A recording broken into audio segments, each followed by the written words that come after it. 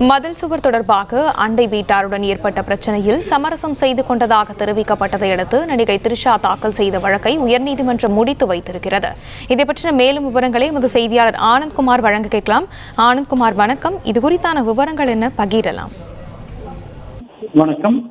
மதில் சுவர் தொடர்பான அண்டை வீட்டாருடன் ஏற்பட்ட பிரச்சனையில் சமரசம் செய்து கொண்டதை அடுத்து நடிகை த்ரிஷா தாக்கல் செய்த வழக்கை முடித்து வைத்து சென்னை உயர்நீதிமன்றம் உத்தரவிட்டிருக்கிறது. சென்னை செனடாப் ரோடு 2வது வீதியில் தனது வீட்டின் கட்டமைப்பை பாதிக்கும் வகையில் பொதுவான மதில் சுவரை இடித்து கட்டுமானம் மேற்கொண்ட பக்கத்து வீட்டுக்காரர் மெய்யப்பன் என்பவர் நிரந்தர தடை விதிக்க வேண்டும் என கூறி சென்னை உயர்நீதிமன்றத்தில் த்ரிஷா வழக்கு தொடர்ந்திருந்தார்.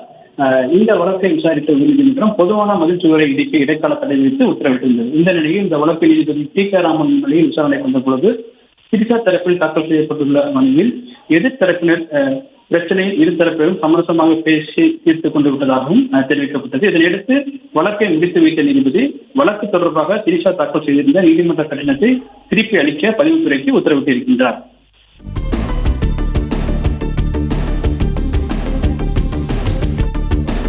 விவரங்களை வழங்கியமைக்கு நன்றி ஆனந்த்குமார்.